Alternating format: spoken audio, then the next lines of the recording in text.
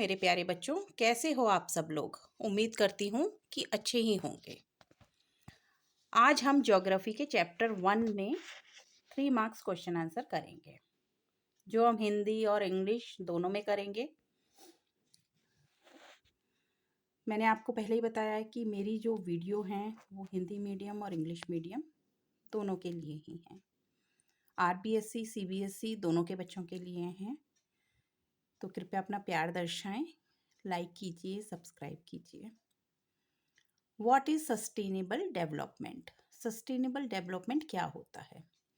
Sustainable development means development that meets the need of the present generation without compromising the ability of future generation to meet their own needs. Sustainable development का मतलब होता है कि वर्तमान पीढ़ी की आवश्यकताओं को पूरा करें और भविष्य की पीढ़ी के लिए भी उनको बचा कर रखें, खतरे में ना डालें। अब इसके फीचर्स क्या क्या हैं? Balance use, limited use of natural resources, इस्तेमाल हमको सोच समझकर करना चाहिए। Environment protection, reducing pollution and saving forest, वातावरण को हमको बचाना है, हमको पॉल्यूशन कम करना है और जंगलों को बचाना है। फ्यूचर कंसर्न क्या होगा? Saving resources for future generation, हमको आने वाली पीढ़ियों के लिए, आने वाली फ्यूचर जनरेशन के लिए चीज़ों को बचाना है। तो बच्चों, क्या समझिए आप कि सस्टेनेबल डेवलपमेंट का मतलब है हमारी आने वाली पीढ़ियों के लिए चीज़ों को बचाना और अभी सोच समझकर खर्च करना। इसके features balance use, environment protection और फ्यूचर कंसर्न। अब ये कॉन्सेप्ट कहाँ से आया था? ये ब्रूडलैंड रिपोर्ट जो 1987 में प्रकाशित हुई थी, उससे ये कॉन्सेप्ट आया था। तो बच्चों, अब इसको हिंदी मीडियम के स्टूडेंट्स के लिए भी हम पढ़ेंगे। सस्टेनेबल डेवलपमेंट, संधारणीय विकास क्या है? सस्टेनेबल डेवलपमेंट का मतलब है ऐसा विकास जो वर्तमान पीढ़ी की आवश्यकताओं को पूरा करे, लेकिन भविष्य की पीढ़ी की आवश्यकताओं को खतरे में ना डाले। इनकी विशेषताएं क्या हैं सस्टेनेबल डेवलपमेंट की? नंबर 1, संतुलित उपयोग।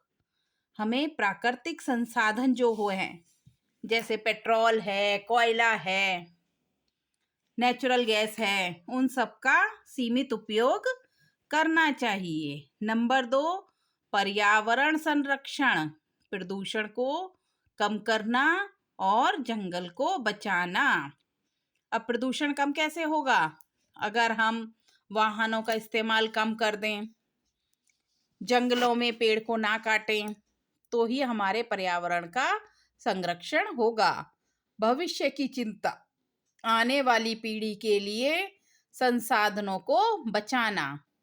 अब ये विचार कहाँ से आया? ये विचार 1987 की ब्रूडलैंड रिपोर्ट में दिया गया था।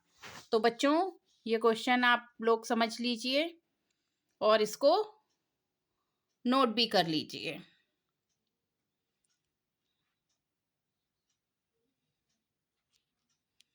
अब हम 3 नंबर की सीरीज में ही नेक्स्ट क्वेश्चन करेंगे।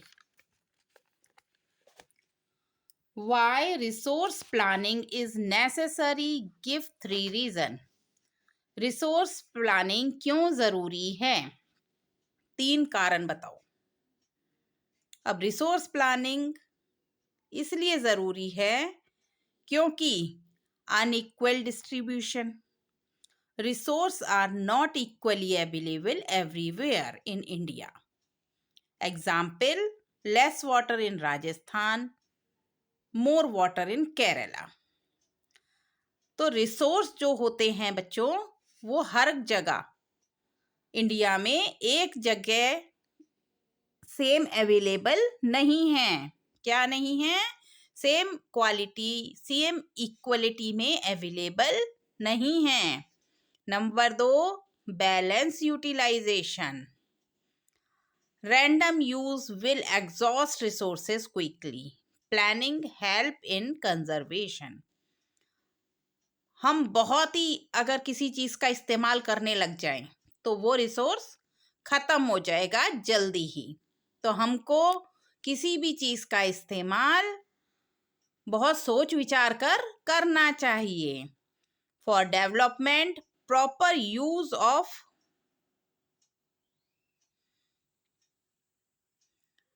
resources is necessary for overall development of the country. That's why Niti Aayog does resources planning in India. तो बच्चों, अभी हम इसको हिंदी में भी करेंगे। रिसोर्स प्लानिंग, संसाधन नियोजन क्यों जरूरी है? 3 कारण बताओ। रिसोर्स प्लानिंग इसलिए जरूरी है क्योंकि नंबर 1, असमान वितरण। भारत में संसाधन सब जगह पर बराबर नहीं मिलते हैं। जैसे राजस्थान में पानी की कमी और केरला में बहुत ज्यादा पानी, बाढ़ आ जाती है, राजस्थान में सूखा पड़ता है।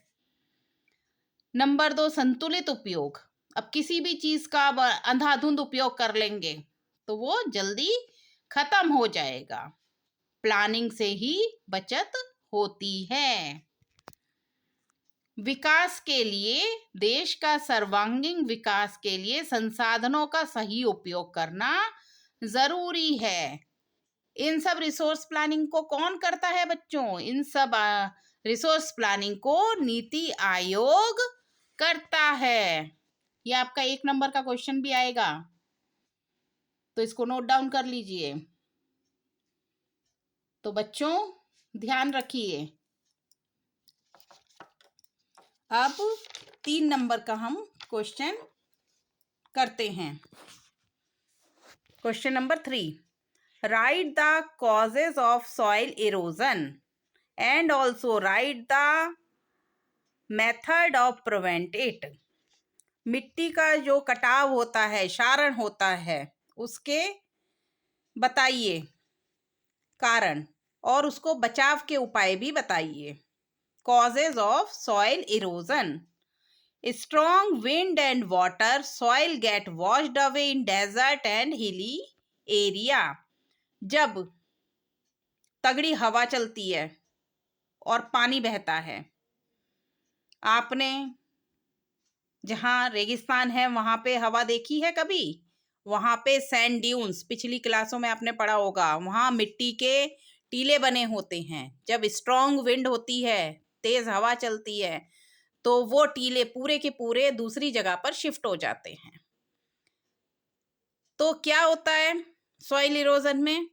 हवा जब होती है तो वो हवा से मिट्टी उड़ती है, और पानी जब होता है तो पानी से मिट्टी बह जाती है। रेगिस्तान और पहाड़ी इलाकों में ऐसा होता है। पहाड़ी इलाकों में बारिश होती है तो ऊपर जो मिट्टी होती है वो बहते बहते नीचे आ जाती है। डिफॉरेस्टेशन। डिफॉरेस्टेशन का मतलब है कि जब हम पेड़ों को काटते हैं तो हमारी मिट्टी ढीली हो जाती है। तुम कोई भी पेड़ को उखाड़ना, अपने गमले के पेड़ को भी उखाड़ कर देखना, वहां की मिट्टी ढीली हो जाएगी। Overgrazing. Excess grazing by animals remove the top soil. अब जानवरों को चराते हैं तो जानवर अगर एक ही जगह पर चरते रहेंगे तो जो जमीन की ऊपरी मिट्टी होती है वो गायब हो जाती है। Method to prevent. अब इससे बचाव के उपाय। एफॉरेस्टेशन मतलब हमको पेड़ लगाने चाहिए, प्लांटिंग ट्री।